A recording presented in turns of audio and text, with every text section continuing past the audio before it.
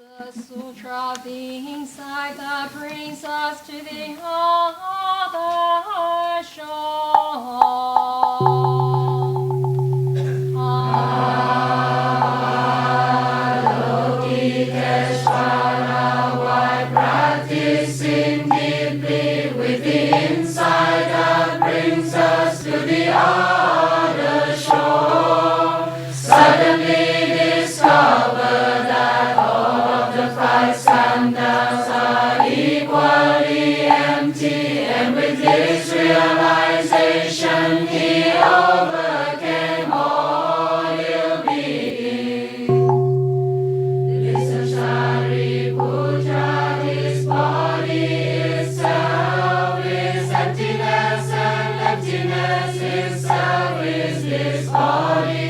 This body is not other than emptiness, and emptiness is not other than this body. The same is true of feelings, perceptions, mental formations, and consciousness.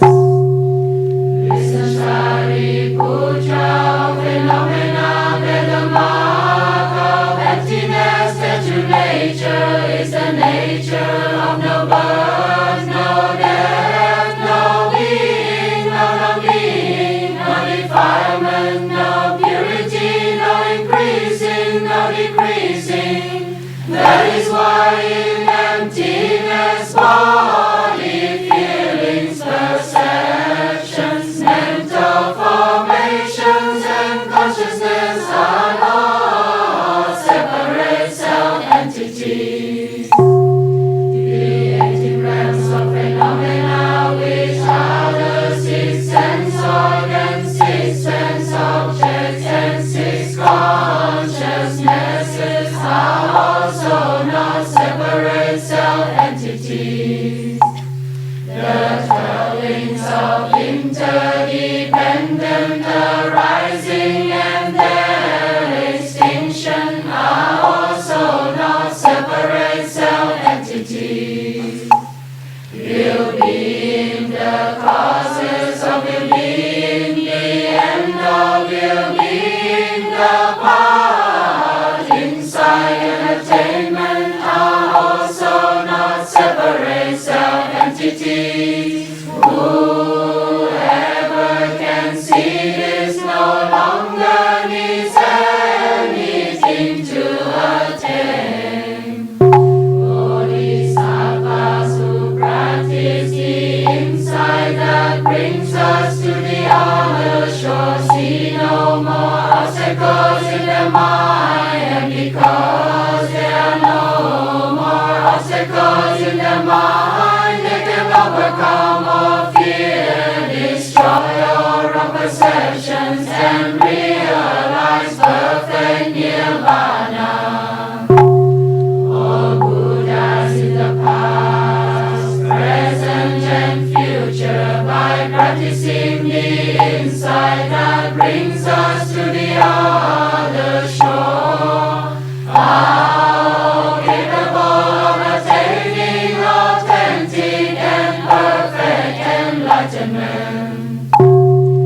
Therefore, Shariputra, it should be known that the insight that brings us to the other shore is a great mantra, the most illuminating mantra, the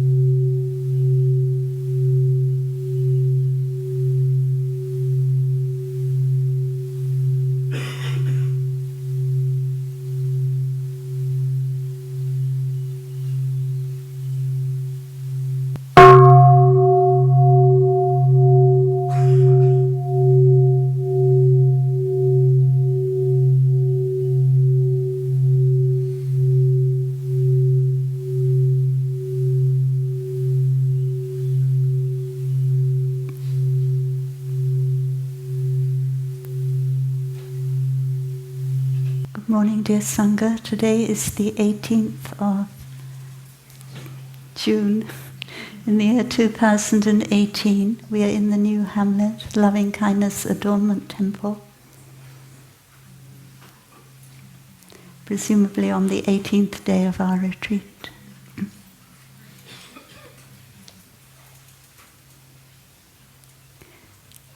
Listening to the sound of the bell, we also have a chance to listen to the sound of the birds singing. This morning my sister reminded me about one of our senior Dharma teachers who, when it was his turn to give the talk on a monastic day, he sat here for an hour without saying anything. So I said, yeah, that's okay, but maybe if people have taken a lot of trouble to come to Plum Village for 21-day retreat, I better not do that. And then I remember there's another Dharma teacher who, there was the birds singing very beautifully before the Dharma talk began, and he also sat up here, and listening to the singing of the bird, he felt quite enough of a Dharma talk. So after a while the birds stopped singing and the Dharma teacher said, "That is the end of the talk," and walked out. So this morning we also hear a lovely bird singing, and I remember that my heart is beating and the heart of the bird is also beating. Because if the heart of the bird wasn't beating, there would be no song from the bird. So would you please find page 22?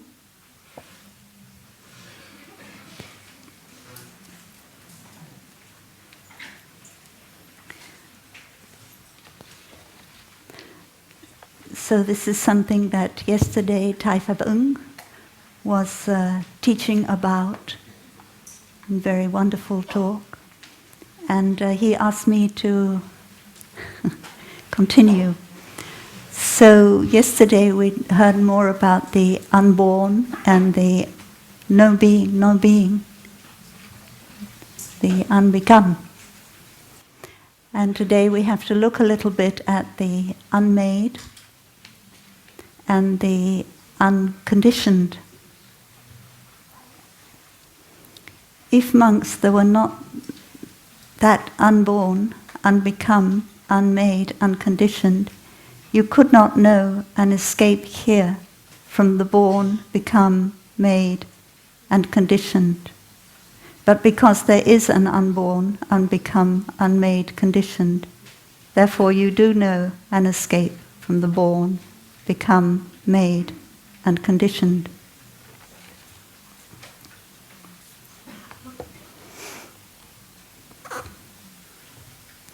So we need to look a little bit first in the historical dimension at the made. Yesterday I made a cake, and the cake has been made. So we have a concept of the cake as something made. When I say I made the cake, but in fact, many things came together for the cake to be possible. There had to be flour, there had to be sugar or oil or whatever I used for the ingredients for the cake. There had to be the bowl the cake was made in. There had to be the oven that cooked the cake. And there had to be the hand that stirred the ingredients and put the cake into the oven. And the hand that stirred the ingredients, is it my hand? Well, it's also my mother's hand. It's also my grandmother's hand, my grandfather's hand. How many times I've seen my mother make a cake, I've seen my grandmother make a cake, and this is just continuing to make a cake. So we see that the made is like so many things coming together to make that. And then I put the cake overnight, And the cake that I saw yesterday is not the same as the cake which I eat today, because there's many molecular changes, there are particles and things that have changed, so it's not the same cake today as yesterday. So when we have an idea of made, we have an idea of someone who makes, and someone, that same person, eats the cake. So I made the cake, I'm going to eat it. What do we say? You made your cake, you have to eat it, or something. Yeah. So I made the cake, I'm going to eat it.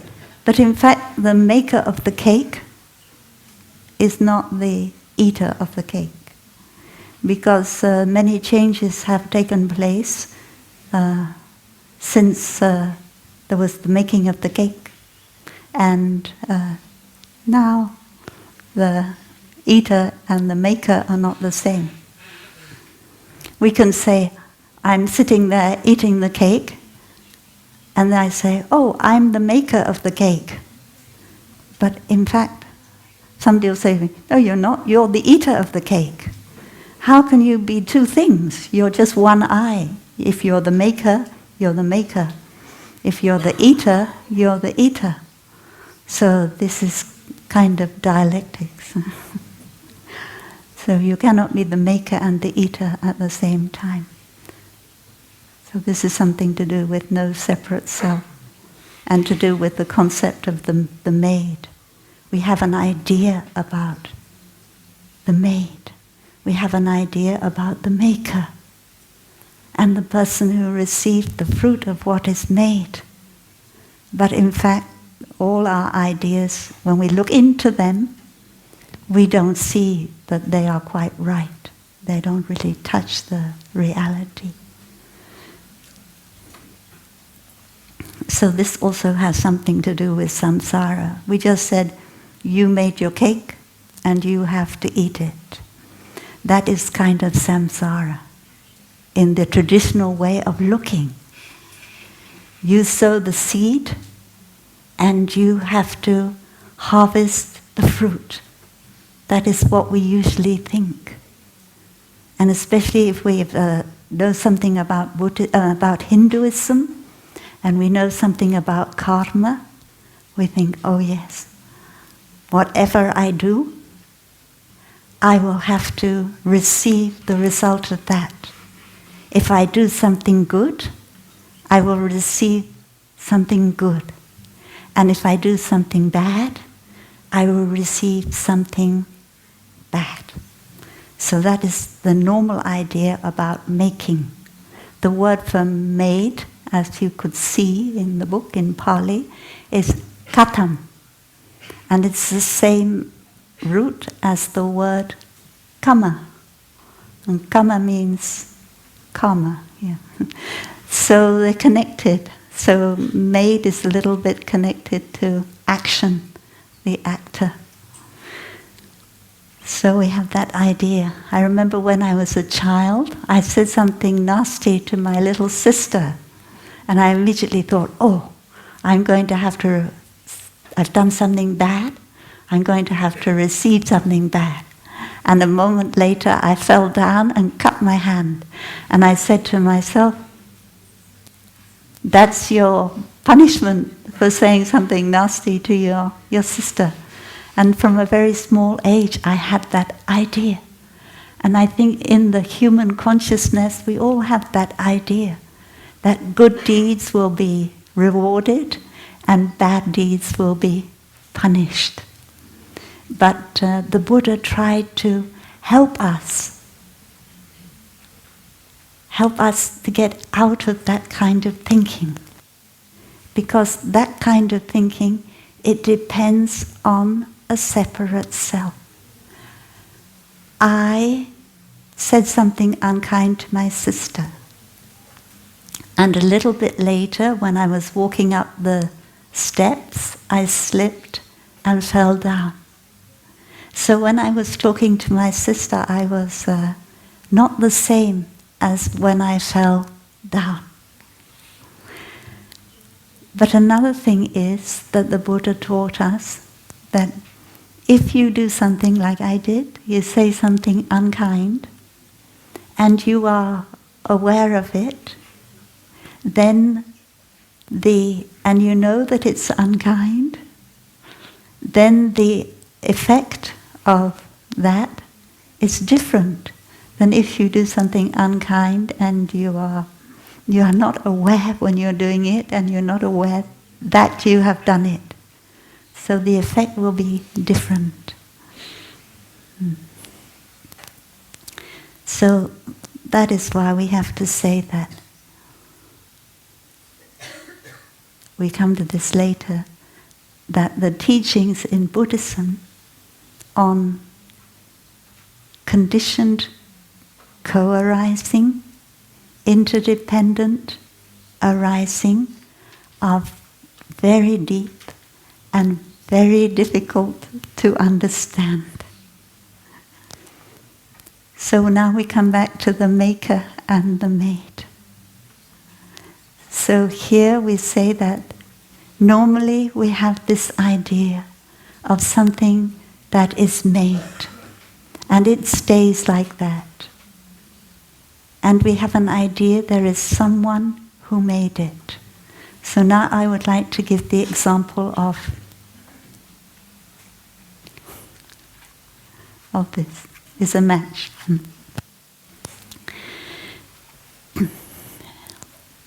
So here is a box of matches. And here's another box. So if you could see this box, it has a picture, and it's a picture of a flame. So I imagine what that picture means is inside here there's a flame.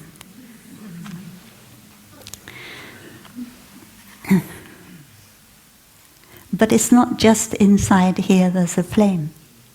The flame is also outside, because oxygen, we need it for the flame. We need the match, it's true. We need the box, it's true, to make the flame. So if I take a match and I strike it, and then we see the flame, we will say, oh, I made the flame. But in fact, I didn't. All the causes and conditions for a flame had to be there. The oxygen had to be there, the wood had to be there, the box had to be there, and that is just a little contribution of my fingers, my body, to that. But it's not I who made the flame. The same with the cake. All the conditions have to be there. Your grandmother has to be there. Your grandfather has to be there. The flour, the oven, all those conditions have to be there. And when those conditions come together, then there will be a cake. So all the conditions have to be there, and then there will be a flame.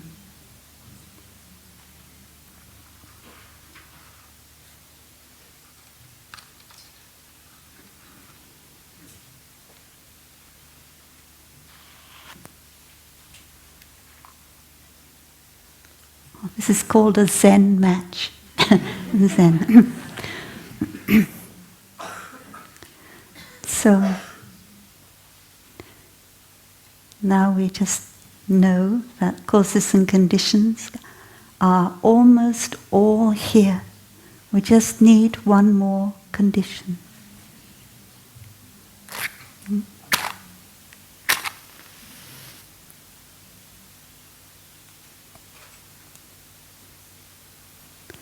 So the flame you see now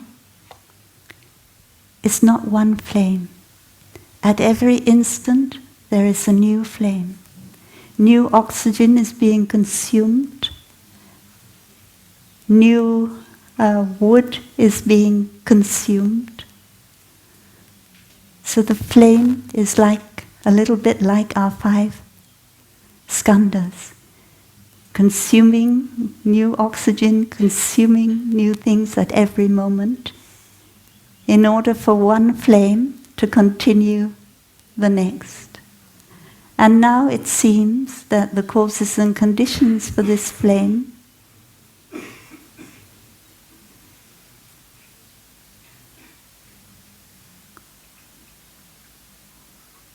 They're still continuing.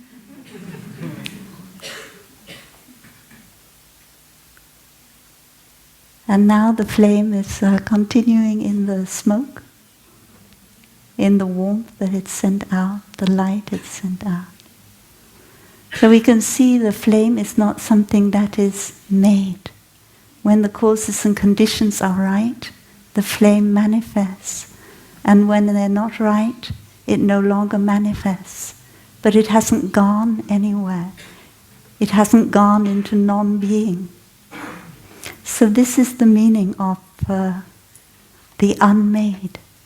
The unmade is when you get in touch deeply with the reality of things and see that there is no one there who makes something. There is no agent, as we call it.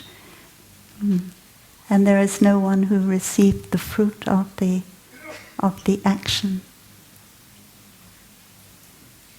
And the thing that is made is not a separate self, it's also impermanent and constantly changing.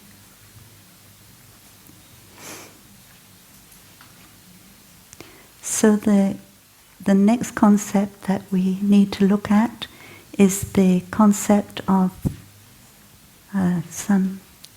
Samskrita, Sankhata in Pali. You see that word there?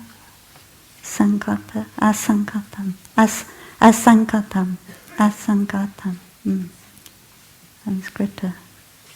That is called the unconditioned. You touch the unconditioned. So first of all, we need to look into the concept of conditioned.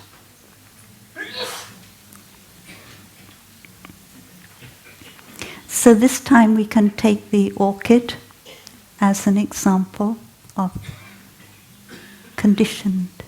As we're looking at it now, we probably see it as a conditioned thing.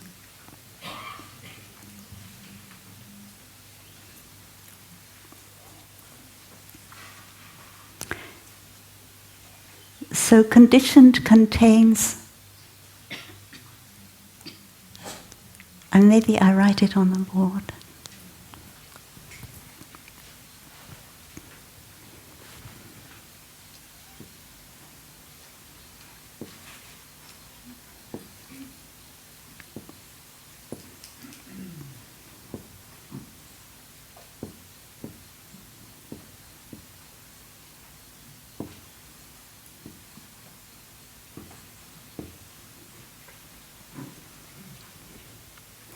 So that is a past participle passive.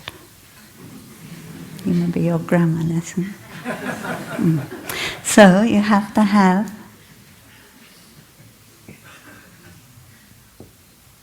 the thing which conditions it. We call it a conditioner, or the one who conditions.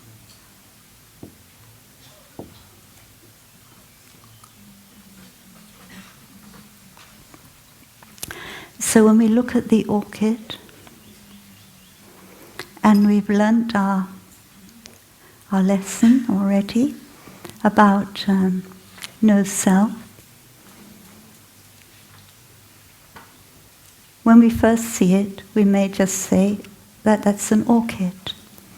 But then if we've been practicing in Plum Village for a time, we will say the orchid is made of the sunshine. If there was no sunshine, there would be no orchid. And the orchid is made of the cloud. If there were no cloud, there would be no orchid. It is made of the earth. It is made of the air. So we could say that the orchid is a conditioned thing. It needs certain conditions in order to manifest. It needs water. If the sisters didn't give it water once every 2 weeks or something, it would no longer be able to manifest. So you cannot take the water out of the orchid. You cannot take the sunshine out of the orchid. It cannot manifest. So that is why we call it a conditioned thing. And then we say, the conditioner. What is the conditioner? It is the sunshine. It is the water. The other things that make the orchid possible are the conditioner. But when you look at the conditioner, you will see that the conditioner is also conditioned. Because the sunshine, it needs conditions in order to manifest.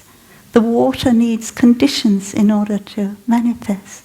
So water and sunshine are also conditioned things. So there is no separate self anywhere. The thing that does the conditioning is not separate. Like I conditioned the flame, but I'm not a separate self.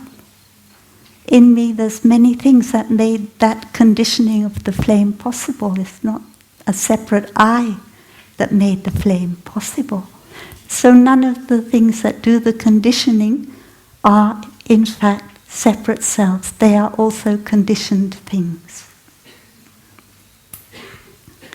So you might say, who is it who brings the rain and the sunshine and the earth and the air together and makes it into a flower?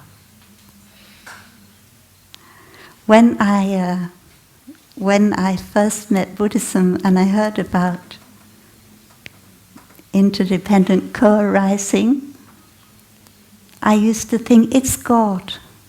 It's God who brings the rain and the sunshine together to make the flower manifest. That was my idea. So on the one hand, we say that the conditioner is the sunshine, is the rain. But then we have another question is, what is it that put this, because I'm made of sunshine and rain also, but what is it that make the orchid an orchid, and what is it that make me, me? So when we come to talking about the unconditioned,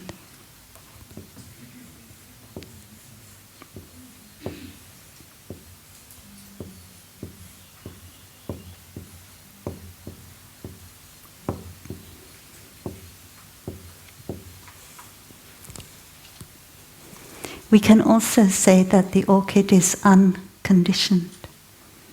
There is a level where we can be in touch with the orchid on an unconditioned level. So first of all, when we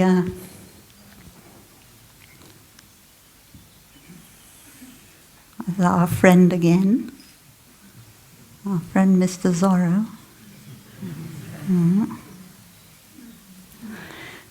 So first of all, when we get in touch with the orchid, we just say, oh, that's an orchid. And we think that the orchid has a separate self. It's an orchid all there on its own. There are certain signs, like the color, the shape, maybe the fragrance, the leaves. There are certain signs that our mind grasps to and say, that is an orchid. So here we see orchid as orchid. And then we come to the practice, we come to Plum Village, and we are told that what you are seeing here is not just orchid. What you are seeing here is also sunshine, is also rain, earth. And then you look at the orchid in a different way. You begin to see that it is a wonderful manifestation made up of everything that is not itself. So you begin to have the eyes of signlessness. You're no longer caught in the sign orchid, but you can see that the orchid is like an ambassador, bringing to you the cosmos. In the same way, when you pick up your piece of bread, you can also see the piece of bread as an ambassador. It's bringing to you sunshine, rain. It's coming from the sunshine, rain, the earth, and all things like that. So now you have a wonderful reality of the orchid. And when that wonderful reality is experienced deeply, you see that the orchid is not it's not just the sunshine and the rain and the other conditions, but is something beyond words. It's something inconceivable. It's something you can't grasp. But in order to be able to touch that wonderful reality that you cannot grasp, you see the orchid made up of all these conditions, and you see that all the conditions are made up of other conditions, and it's very, very, this is what the Avatamsaka Sutra talks about. And the net of Indra, when we chant the one who bows and the one who is bowed to, that net which the net of Indra is like a net, and at every corner of where the different string of the net meet each other, there is a mirror. And all the mirrors reflect what is in the other mirror. So that is all the causes and conditions. This is already wonderful. And by meditating on that, you can touch something inconceivable, which maybe you want to refer to as God or Nirvana.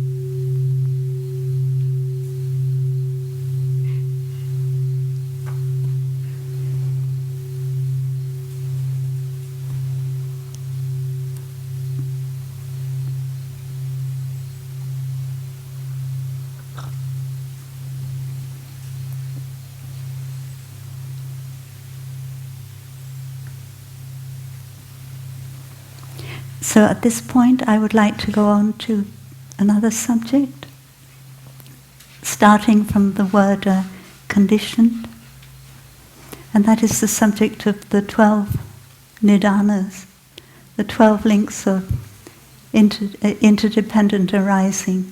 This morning when we chanted the Heart Sutra, we chanted that... What did we chant? Wait a minute. The 12 links of interdependent arising and their extinction are also not separate self-entities.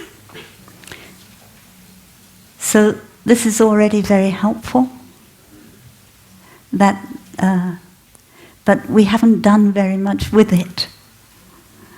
The Prajnaparamita Heart Sutra tells us these things are not, the 12 links are not separate self-entities, but have we really taken that teaching to heart? Have we really developed that teaching? I don't think we have. In fact, we've gone in rather a different direction and sometimes made them into separate self-entities. So this is another thing that in 2012, 2013, I wanted to correct. So I think the first thing we have to do is just write them all down on the board.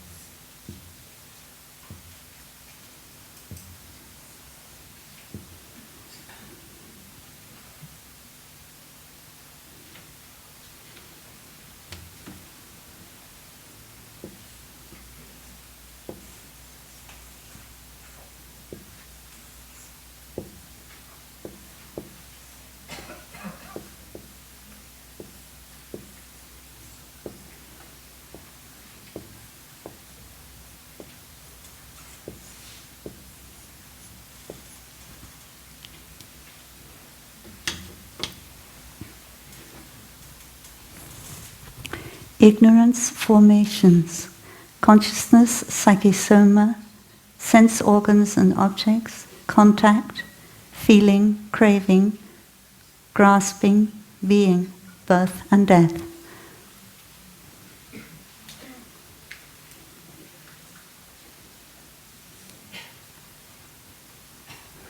So in this book we have many sutras concerning interdependent arising. And in each of them, nearly all those sutras, you will see a refrain. We talked on the first day about a refrain to help you remember what you have to say next. And this is a refrain. Sometimes I ask myself, did the Buddha teach the 12 Nidanas in the way that they are presented in the refrain? And I would not like to say yes or no to that question. But certainly the Buddha did not always teach the 12 Nidanas. He taught, as it is said clearly in the Maha Vibhasha Shastra, the Buddha taught sometimes 2 links, sometimes 3, sometimes 4, sometimes 5, because he was teaching different people on different levels. So he taught the links on different levels to different people. But now what we have is almost exclusively 12 links. But it was not like that in the time of the Buddha. And as Edward Conzer said, maybe we only have 10% of what the Buddha taught. And Thai once said that I think that's about right. So we must remember that the Buddha taught many things that we don't have.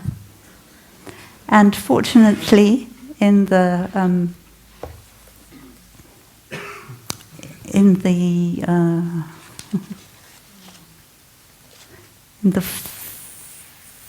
first century BCE, we have Nagarjuna, and Nagarjuna had many texts and many teachings of the Buddha available, which we don't have, because there was invasion into India in the 12th century, and many Buddhist texts were lost.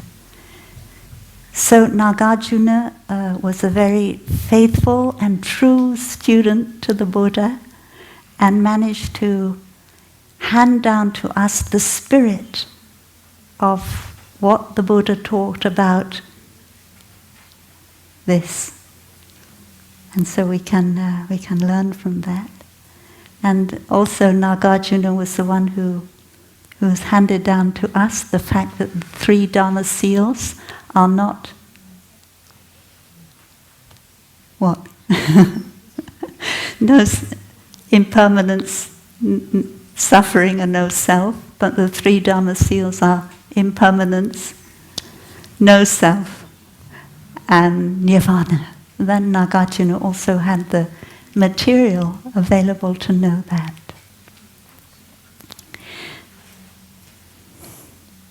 So if you look in the Digha Nikaya, we don't have it here, I'm sorry, in the long length sayings, Sutra number 15, you will see the Buddha teaching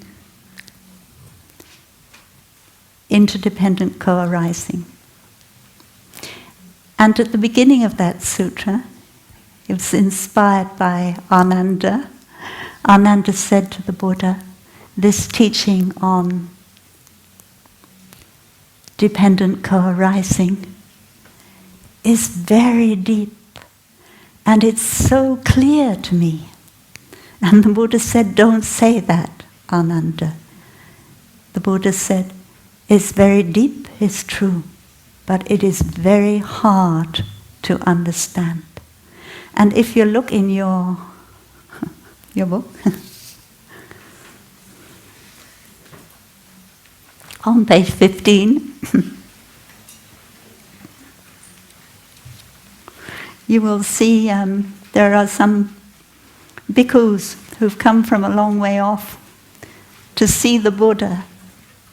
And the Buddha has taught them about dependent co-arising, but they didn't get it. They didn't understand it. And it led to a lot of difficulties for them, not because they didn't understand it. And then the Buddha asked, why didn't you understand it? This is the third paragraph on page 15. The teaching on conditioned genesis, saying conditioned arising, is very deep and hard to see. And I think that this is something we have to keep reminding us. If ever you feel like Ananda, oh, it's so easy, I've seen it, it's so clear, you feel pleased with yourself, you have to remind yourself. The Buddha in you has to remind you. It's very deep and hard to see. And it takes a lifetime. Every time I look at conditioned genesis, I understand it a little bit more than I did before. But I would never dare to say that I have understood it completely. It's a very, very deep teaching. And we're very lucky to have it and have a chance to look deeply into it.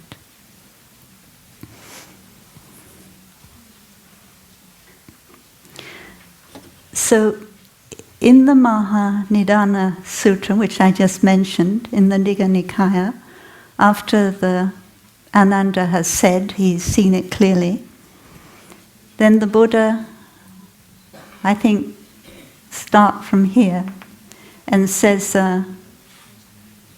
what is it that conditions death? It is birth that conditions death. Because if you're not born, you can't die. Huh? What is it that conditions birth? Is being. This is very complex around here, and we have to look at it. What is it that conditions being? Is grasping, craving, conditions, feeling, craving, contact, sensual and sense object, psychisoma. What is it that conditions psychisoma? The psychisoma is the body and the mind. Nama rupa. In fact, it's the 5 skandhas. The first skandha is the body, and the other 4 skandhas are to do more with the mind, feelings, perceptions, mental formation. So what is it that conditions psychisoma, consciousness? And then the Buddha said, what is it that conditions consciousness?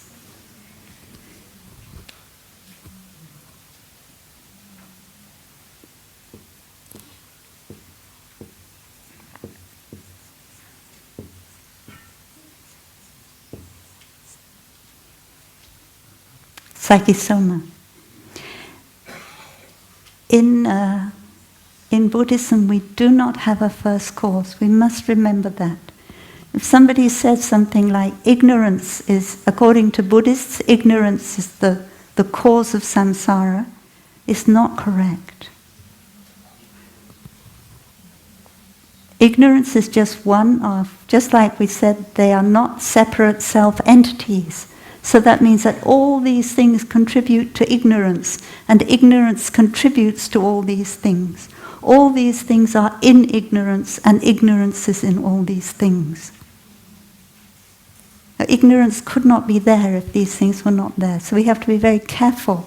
In Buddhism, we do not have a first cause. We do not have one cause or condition. Everything has to be conditioned by many, many other things. So that is why we, especially at this point, we have to be careful.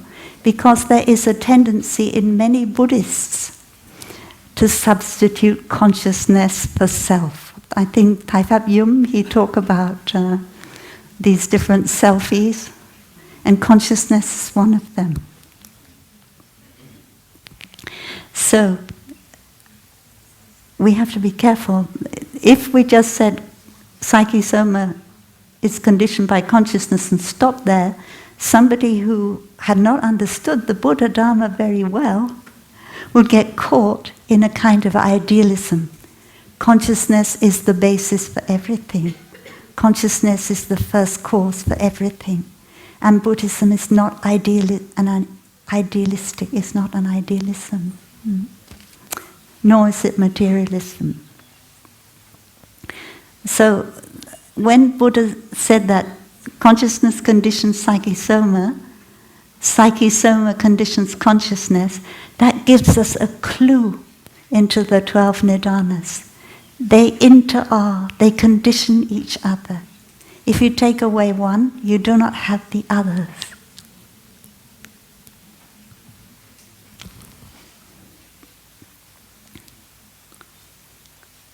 So in that sutra we don't have anything about ignorance and formations. So I don't know when they got added in later.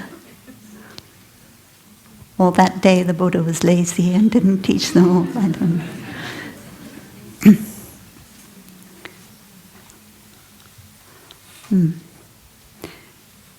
Anyway, later on we have these beginning with ignorance, and as I explained that a little bit, and now we have to come to this word, formations, because this is also a place that has been misunderstood. And the word for formations is samskara, and it's what we were talking about just now. It means conditioned things.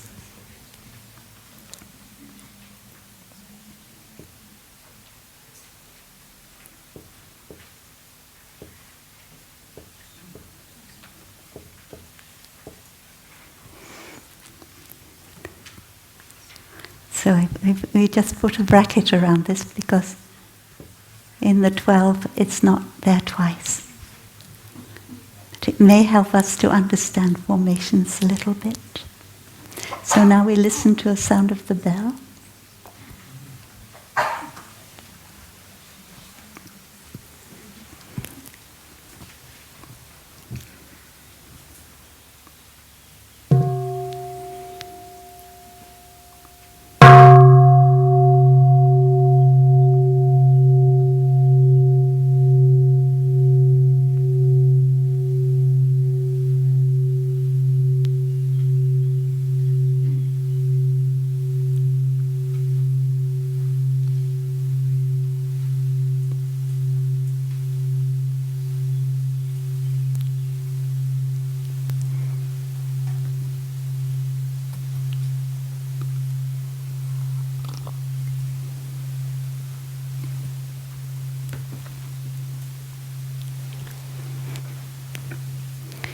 So, as we said before, the teaching on conditioned co-arising is very difficult to understand, and many people misunderstood.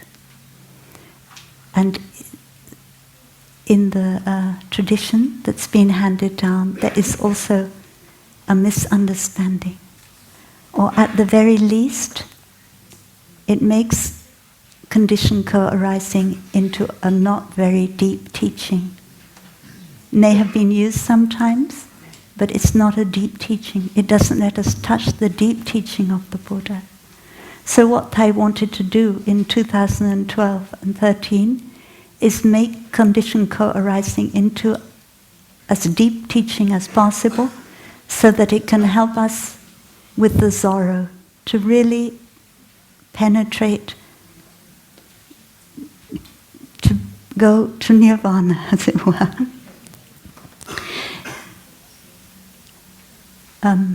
There was something else that somebody's...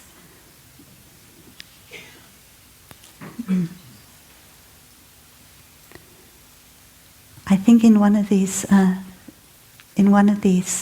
sutras about conditioned arising, I don't remember which one, it says, maybe the one we just looked at, it says there is a pathway. There's a pathway that can take us from the conditioned to the unconditioned. And today when we talk about pathways, we also talk about neural pathways. So in fact we have habit energies in our way of perceiving things, in our way of looking at things. And we get used to seeing things as separate selves. And our brain, it does that quite naturally, to see everything as separate. And so we need to change a neural pathway so that we can see the oneness of all things, we can look at the world in a different way. And in order to change that neural pathway, we need to have a training. We can't just jump from up here down to here. We need to train. We need to train our mind above all. Train ourselves to look in a different way. So the thing that can help train our mind, the way, what Buddha gives us is the training. He doesn't give us nirvana or God. He gives us the training. And the training is to see that all things enter are, to see the impermanent, no self, and interdependent nature of things. And that is an exercise for us to train. And every day we have to train in it. When we walk, we train ourselves to see that it's not just me walking. Thai is walking in my feet. My mother, my father are walking in my feet. And we train ourselves to look at, for instance, to hug a tree can be part of the training. And when you hug a tree, first of all, you see that you are made of the 6 elements: earth, air, fire, water, space, and consciousness. And then, of course, the tree is also made of the 6 elements: earth, air. And as you hug the tree, you say, oh, it's wonderful. We are made of the same things. And I think scientists, they don't use the 6 elements, they probably use different chemical formulae from which all the life is come out of. And we feel that we are one with the tree. So that the elements, earth, air, fire, and water, they're not just in us, they're in things around us. And so we feel much more connected. So this is a training we do every day, so that our mind perceives in a different way, and we are able to touch the deepest reality about how things are. So in fact, this is what this should be helping us to do. And maybe it isn't so helpful. And now I will tell you the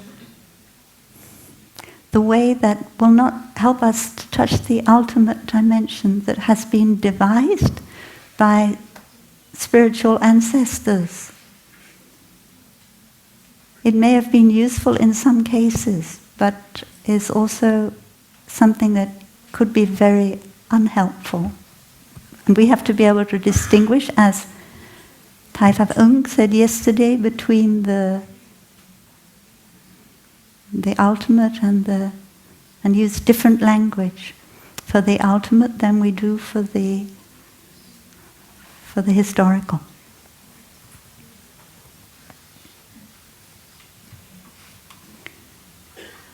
So this is a problem for some people. Samskara, conditioned things. Why should ignorance be the cause for conditioned things? People could not understand that. But maybe now you can understand it. We talked about conditioned things this morning a little bit more. But they couldn't. So instead of translating samskara or understanding samskara as formations or conditioned things, they understood it as karma, actions of body, speech, and mind. But the Buddha had a perfectly good word, karma, already. He didn't need to use samskara to take the place of karma. So if you say that formations means actions of body, speech, and mind, you've already gone a little bit off the path. So they say that because of ignorance, you have these actions of body, speech, and mind, And because of that, and that belongs to your past life. So we talk about the 3 times. So this is the past.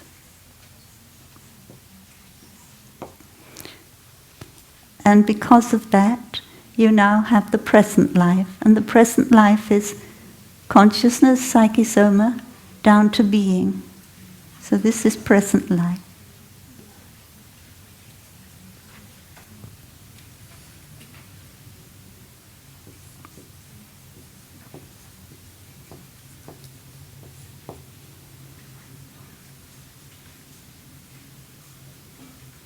And this is your next life, your future life. Birth and death are your next life. Well, obviously you have this life, but you're going to have it again next life, because you have ignorance up here. So, this is an explanation that is difficult in many ways. To start with, it's a little bit historical dimension, talking about what happened in the next life. We know the Buddha didn't really want to talk about what happened in the next life. He said that it's enough to understand this life in the here and now.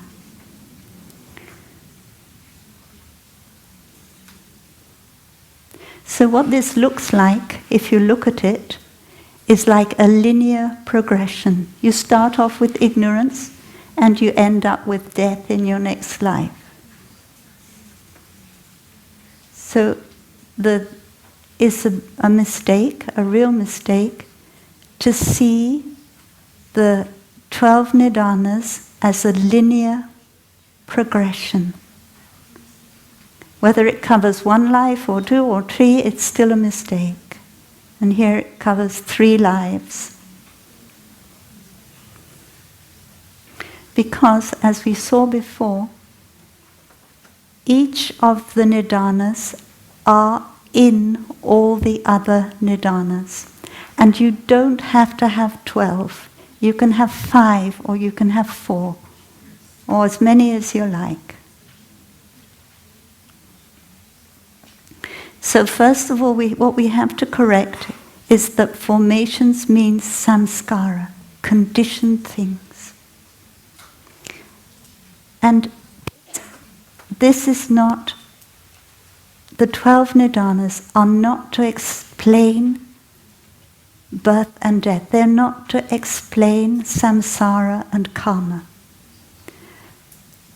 These are to explain cognition. They are to explain how consciousness and the object of consciousness, they interact.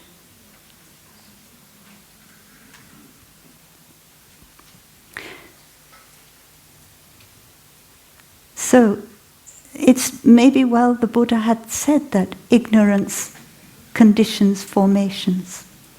Because when you look at things, when you perceive things, conditioned things, and you cannot see their unconditioned nature, then there's ignorance in that. In our daily language, there's quite a lot of ignorance.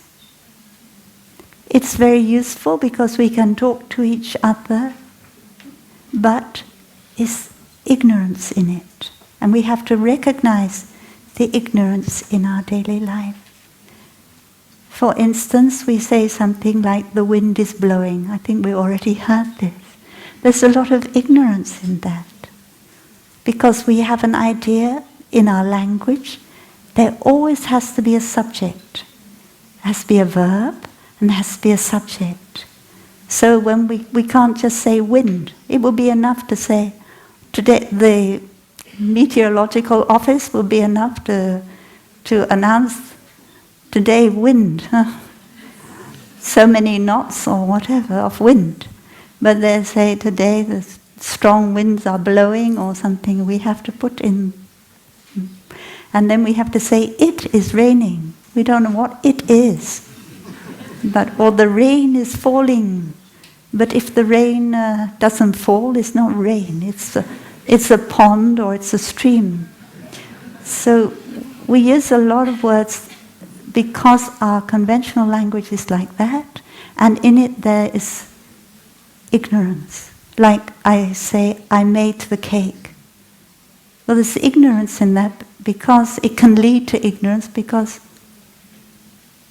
there's no I that made the cake. That just the causes and conditions came together and I did a few things. But that isn't even I who did those few things. So that is probably why the Buddha said ignorance go with formations.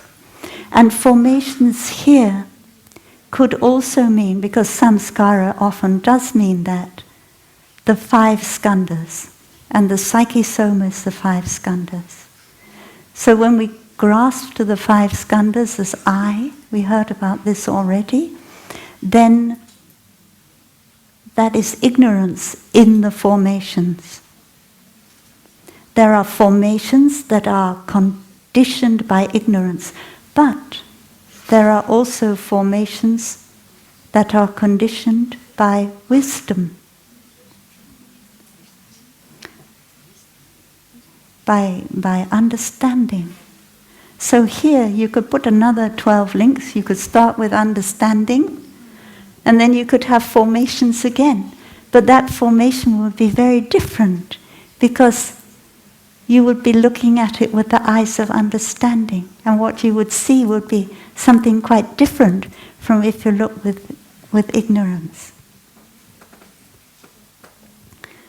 So, of course, formations also condition ignorance, because ignorance is like a mental formation. It comes from our consciousness.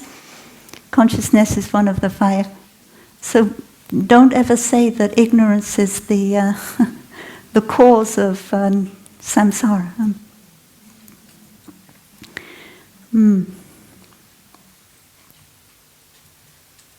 So consciousness here is one of the formations. So of course consciousness inter-is with the other formations. Consciousness inter-is with your body, your feelings, your perceptions, your mental formations. If there wasn't a body, there wasn't feelings, perceptions, mental formations, there couldn't be consciousness. So these things, they also inter-are. These things inter-are. Now we say that because there is psychisoma, because there's the body and the mind, we have the sense organs and the sense objects.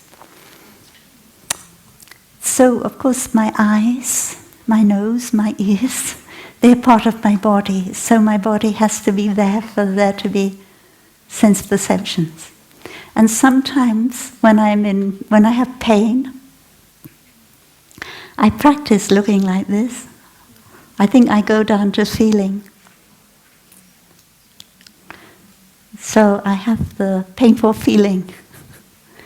Because feeling, there's 3 feelings. It's painful, pleasant, and, well, there's 4 or as many as you like, really. But we can say basically 3 feelings.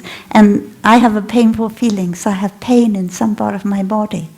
So I ask myself, what does that pain come from?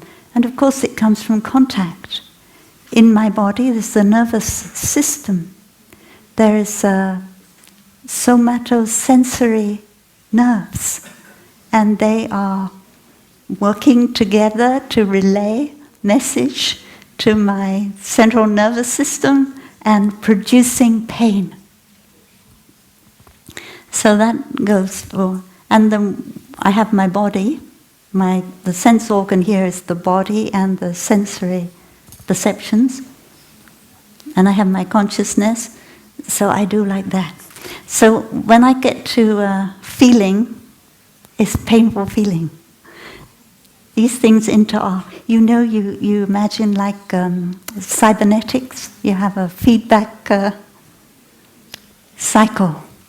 And this feedback cycle, feeling from contact, and then feeling goes into psyche-soma, it goes round and round. And here, I need to go on from feeling. I don't go to craving. I don't crave this painful feeling. So I have to go in a different direction, and I go in the direction of mindfulness. Yeah. I'm using my mindful breathing to take care of my painful feeling. So the feeling is leading, conditioned by feeling, is mindfulness. Taking care, embracing, compassion for my body, things like that. So feeling doesn't have to go to craving. It's not always that feeling will go to craving. Obviously, you have a pleasant feeling, and you think, oh, I'd like to have that again. And so that it leads to craving. But doesn't always lead to craving. It can lead to other things. So that is why we also have to be careful of these. First, we have to recognize they are not separate self-entities, and we chant that how many times a month, I don't know, but many, many times. So first we recognize that. When we chant the Heart Sutra, we have to do it with our heart. Really be there for every word. What Thai does is, when he does, he makes a mudra for each section of the Heart Sutra, to know that now I'm in this section, and keep the constant, then next section of the Heart Sutra. So you can do that if you like, because the teaching is very deep, and every time we chant it, we have a chance to penetrate it. But if we just like that, enjoy the music, it will not penetrate us. It will go in very, very slowly. It may take many lifetimes. So these things, they all inter-are with each other. And the Buddha himself, when he came in the Nidanas Sutra, when he came to craving, he didn't go on to grasping. He went on to, when you crave something, you run after it. And so craving leads to running after. Then you run after it and you acquire it. And then you grasp it, you hold it, you want to possess it. And so craving can go to all those different things.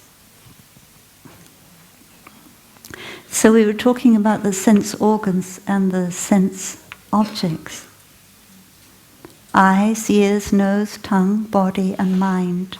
Form, sound, smell, taste, touch, and object of mind. What you're thinking about, what you see.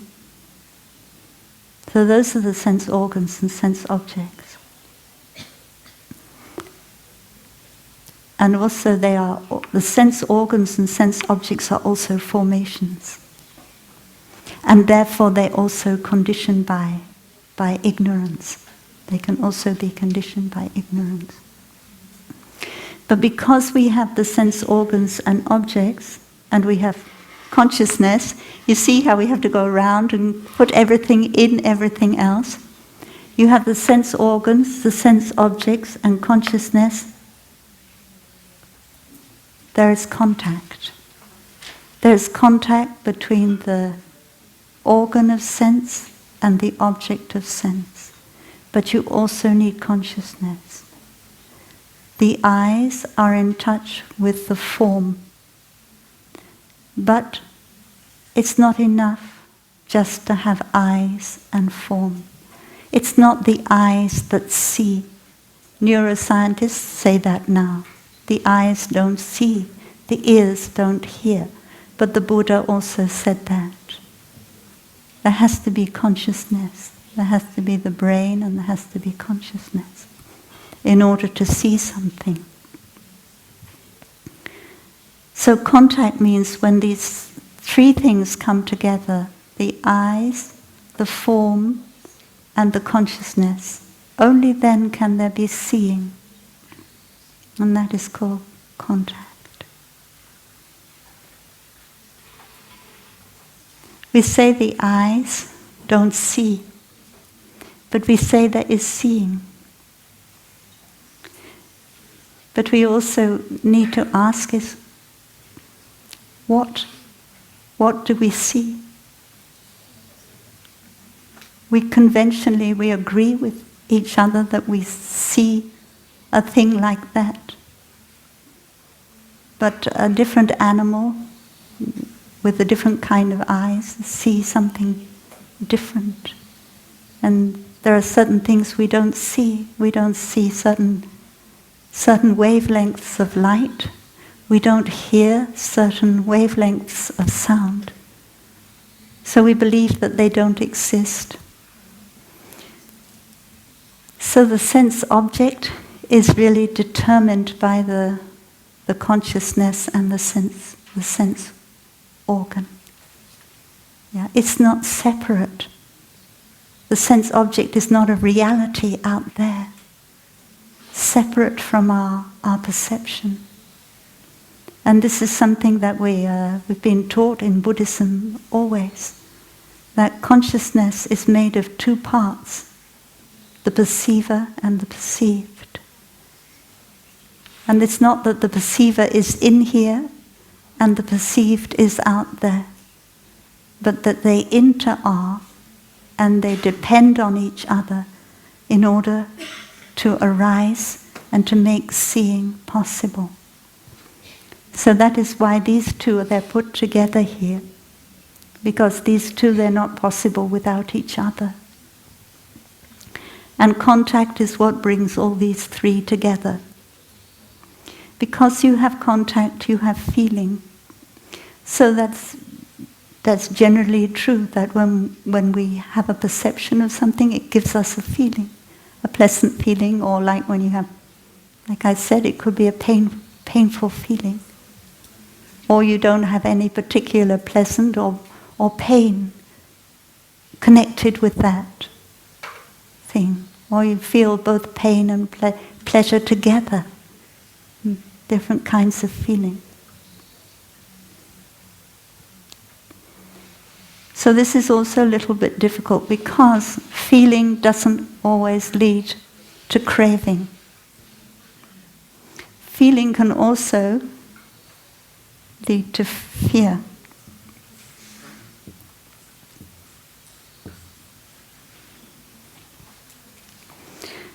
So when the Buddha talks about craving, the Buddha talks about three kinds of craving.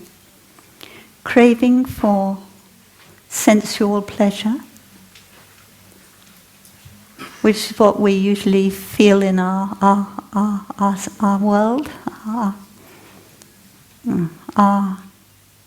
The place where we humans live is called the sense realm, so we have sensual pleasure, craving for sensual pleasure. But that has something to do with another craving, what we talk about as the original craving or the original desire. And that is the desire to survive. And things that we connect with survival, they give us a pleasant feeling. And things that we connect with not being able to survive give us a feeling of fear. So on the one hand we have original desire, and on the other hand we have original fear. And I think, to be fair to the Buddha, that when we talk about the Nidana, the 12 Nidana, we should put fear here as well. Because they give a wider picture. This is quite narrow when it's just desire. But the Buddha did say that there were three kinds of desire. One is the desire for sensual pleasure. Another is the desire for being. That is very close to what we call the original desire to survive. We want to be as opposed to not to be. But there is also a desire for non-being. Because sometimes life is too much suffering. And we don't want to be anymore. We want to not be. So we can, we can take our life because we have that strong desire not to be. It's too much suffering.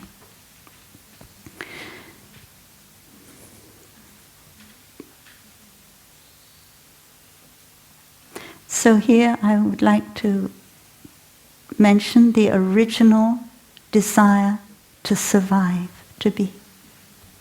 And we know that at the moment of birth is a dangerous moment, and it's very important that the newly born is able to breathe.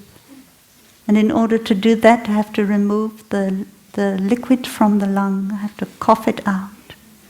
And if it's not possible to do that, the newly born will not survive. So at that moment there is a strong desire to survive. And why we have that desire to survive? Our species is still here. We want to survive and we want to continue.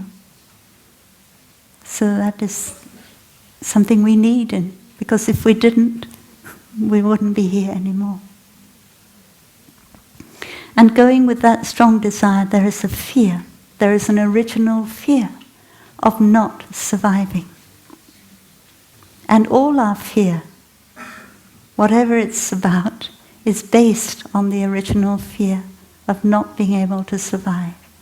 If you have a fear, oh dear, I don't know if there'll be any lunch left today. I've come. You know what it's like sometimes, we don't know exactly the right amount to cook. So you feel a little bit of fear, maybe no more lunch, although it's not really something so terrible, but you feel that fear. Well, that is linked to your fear not to survive, because you need food to survive.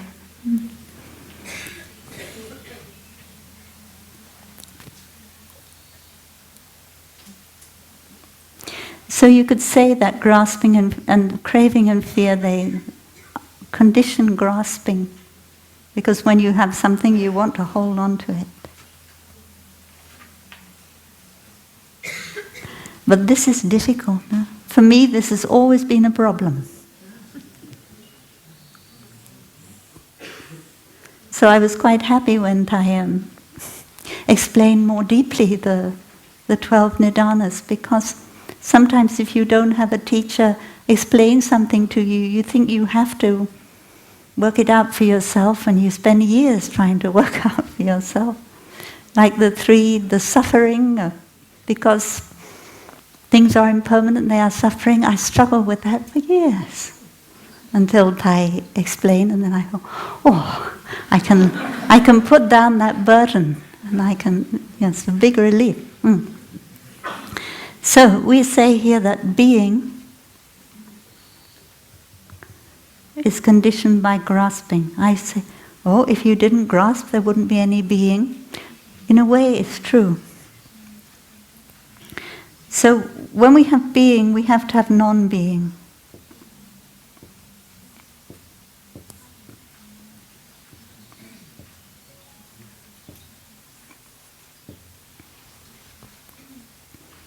Just like when we have craving, we have to have fear.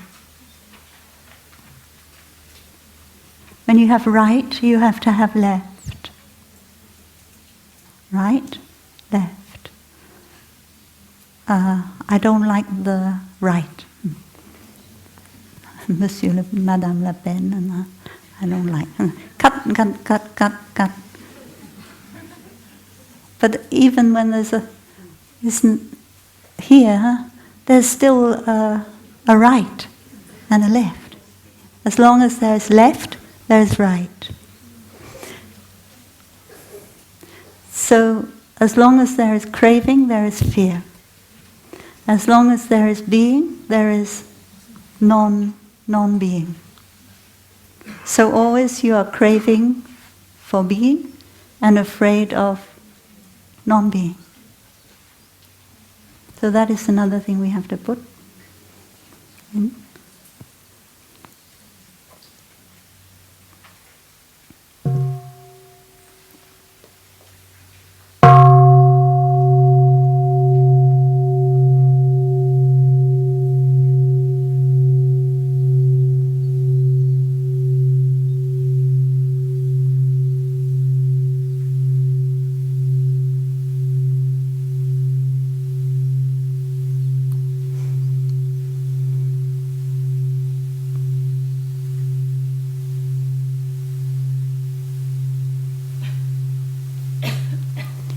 But we have to come back to the Kaccayana Sutra, this discourse on the middle way.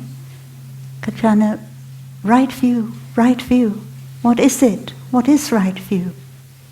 And Buddha said people in the world are caught in one of two views. They are caught in the view of being and non-being. When someone who has right view looks at the arising of the world, he or she is not caught in non-being. Now, when someone looks at the cessation of the world, he or she is not caught in being. So the Buddha taught very clearly that being and non-being are not realities. It's not because there's a real being that there's a real birth. Being and non-being are ideas and not realities. So when we look at the 12 Nidanas, we have to see being and non-being as ideas. And we need to see that based on these ideas we have craving and we have fear.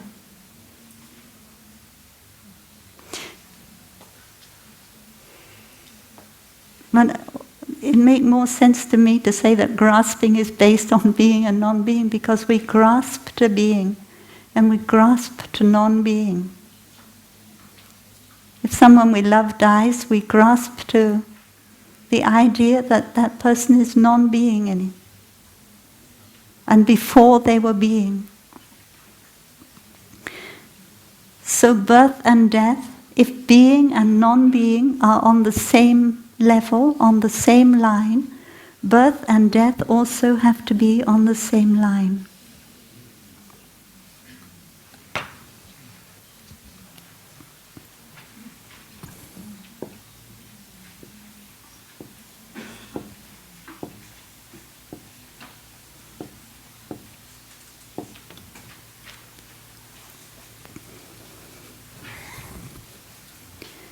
And so what we recognize is that birth and death are just ideas. When you're with somebody who is dying,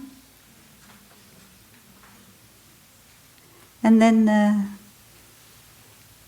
you look and that person is not breathing anymore, then the idea comes into your head, dead. That person is dead, has died. But that is an idea. And somebody wrote to me the other day, and then they said, why do you always say that the mind and the body inter-are? Consciousness continues much longer than the body. It's trying to prove there's a self, a consciousness which can survive death. That is what we want to do, because we are afraid of our idea of death.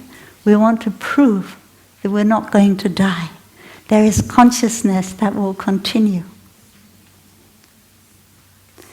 So then the person said that they have proof that consciousness doesn't die. Because there are people who have near-death experience, and when they stop breathing, their heart stops beating, they continue, consciousness continue. They meet their dear ones, or they feel a great love encircling them. So then they say that now we have proof that consciousness continue, but we don't know how long it will continue, in what way it will continue. And then, so that is an argument that people have. But it's true. To have the idea death based on heart not beating, lungs not breathing, is an idea. That we sum up that it's not exactly the reality. You stay with that person, you read the sutra for them. Yeah. You feel their presence. So these two things, they are interdependent. being and non-being, birth and death, inter-are. We can see this clearly if we look at this line.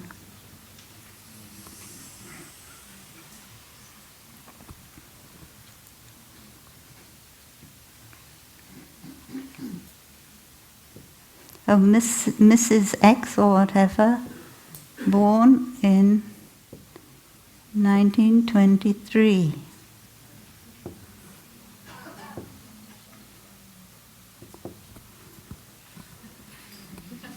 Lived to nearly 100.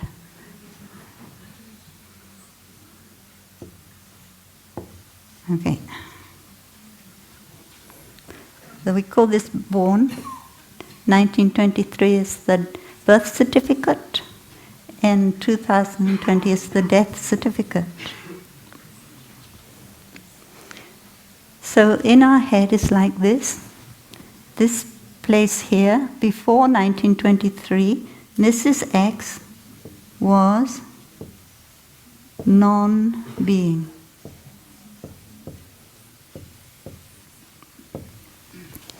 And after 1923, Mrs. X was being.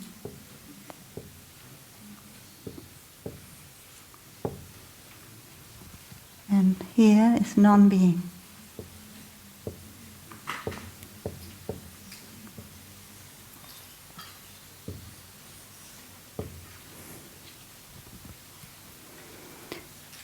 So it's clear that our idea about birth and death goes along with our idea of being and non-being.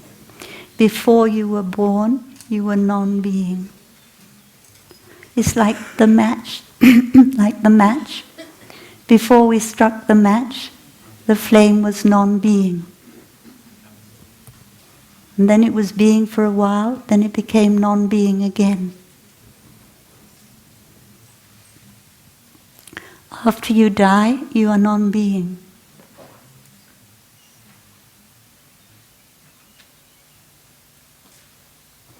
But we can always examine this in our meditation.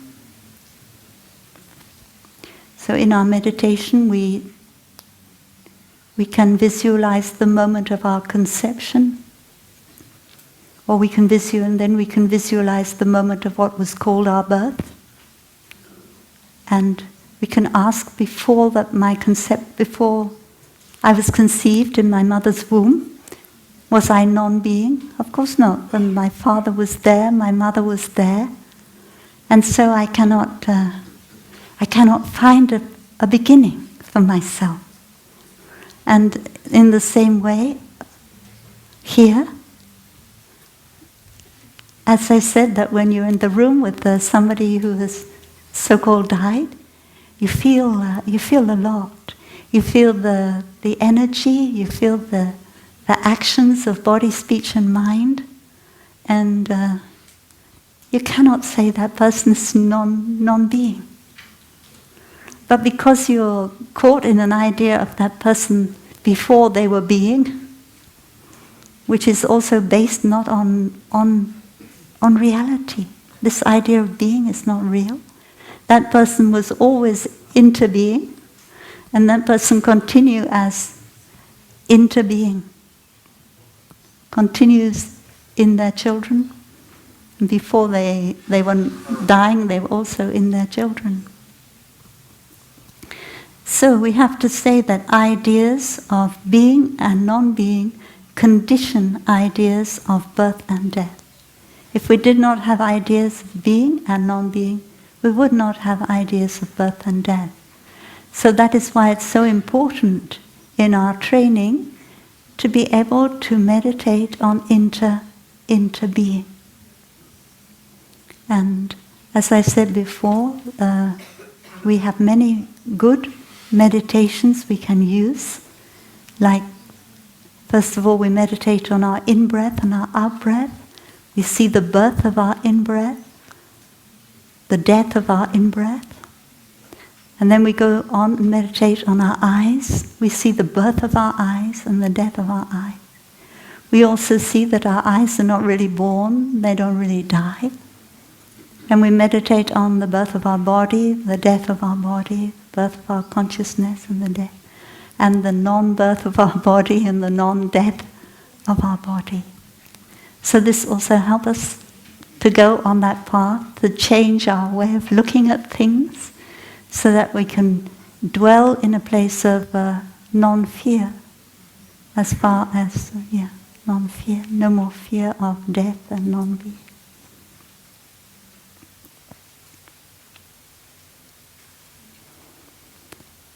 Oh, I remember when Thai taught the 12 Nidanas. First time I heard Thai teach them in 1989 in the Lower Hamlet. It was a 3-hour Dharma talk. So don't worry.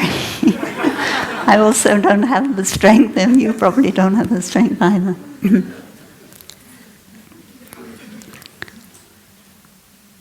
I will just show you the one way that Thai formulated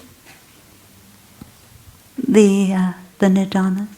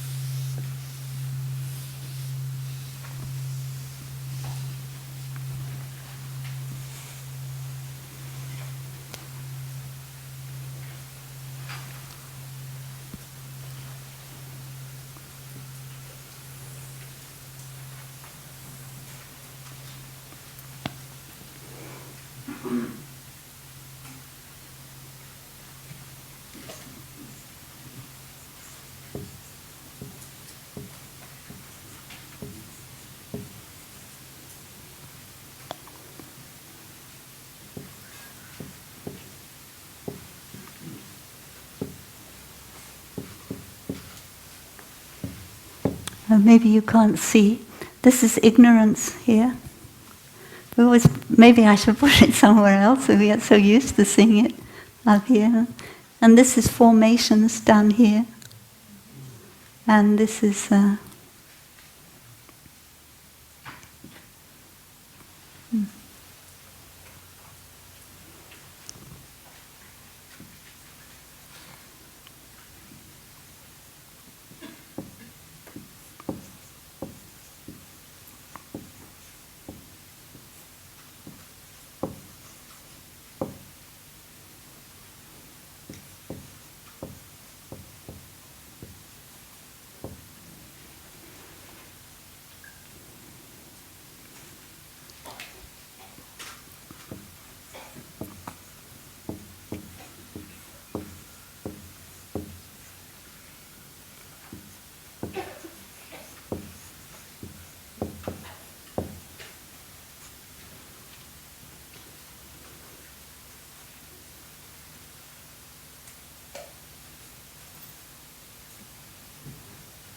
No, that's not right.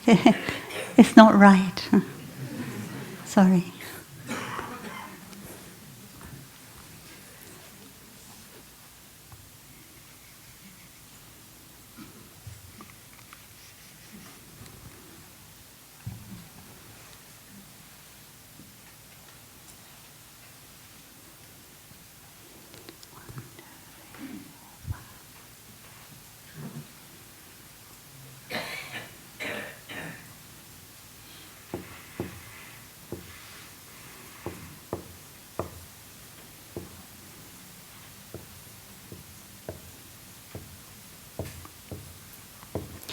Okay, ignorance, doer, receiver, birth, death, formations, being, non-being.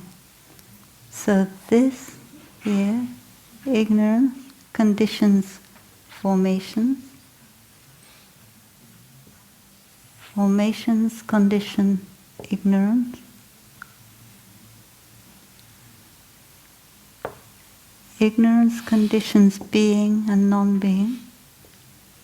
Being and non-being condition ignorance. Being and non-being condition formations. Formations condition being and non-being.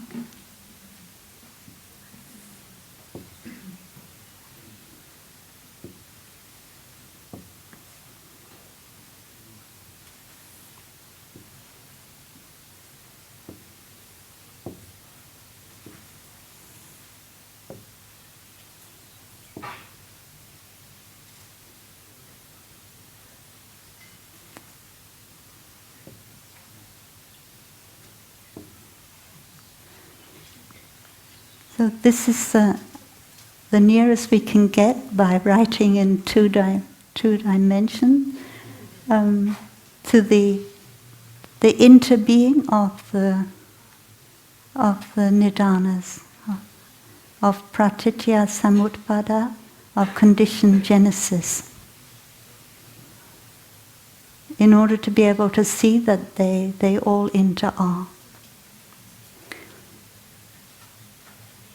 So because of ignorance, we have ideas about formations. The skandhas are mine. I am the skandhas.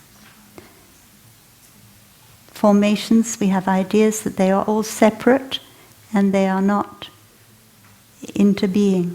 They don't contain each other. Our mind divides things up like a knife, dividing things. And because of ignorance, we have idea of being and non-being. And our ideas of being and non-being also condition formations because we think that formation is there and then it's not there. So the idea about formation condition the idea of birth and death, but we also have to see that these ones, they should be connected all to each other. They should be connected to here. So our ideas of being and non-being, which are in formation, condition our idea of birth and death. And then ignorance is conditioned the idea of doer and receiver. The idea that the one who reaps is the one who sows. In fact, in Buddhism we have to say they are two separate things, because you're different when you reap than when you sow. And if when you reap you've reached a certain amount of calm and peace, what you sow will be different from if you haven't. Yeah. So then we have to say this is one aspect of samsara. So you can have another way of samsara, that is to start here with understanding, or prajna, insight.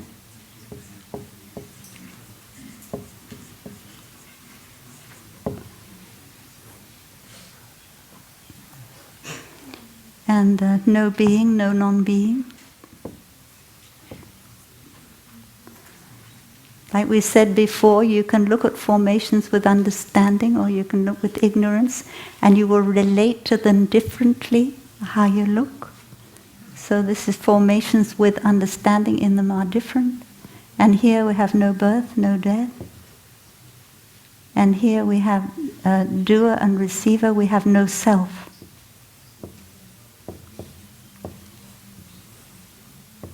No self. And if we want, we can add another thing. Is I know. Instead of formations, what we can do is we can put interbeing.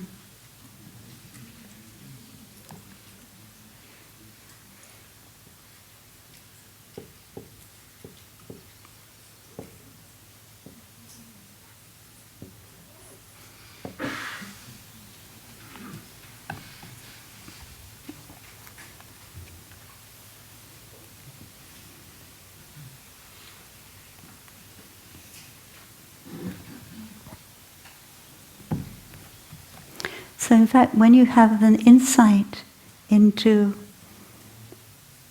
to no being and no non-being, you also have the insight into no birth and no death. So they go together.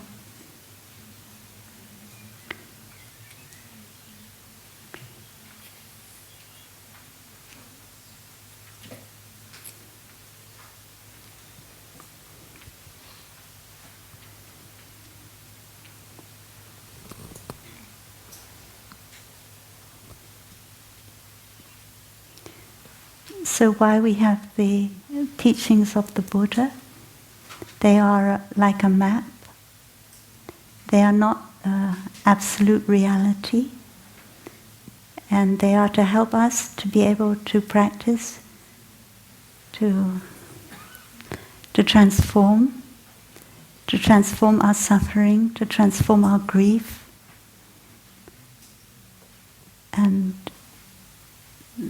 therefore we need to use them, to train with them in our daily life. And whether we are a monk or a nun living in the monastery, or whether we are living out in the world taking care of our family, or going to work every day, apart from our holidays when we come to Plum Village, then we need to apply these teachings into being in order to help us to realize no self and go beyond the idea of birth and death. So it's something a little bit urgent, because we don't know how much longer we have before we'll be on what is called our deathbed. And the contemplation on interbeing can bring us a lot of joy and freedom in the present moment while we're still alive. And if we can have that joy and freedom in the present moment, we know that it will also be available to us in the future moment.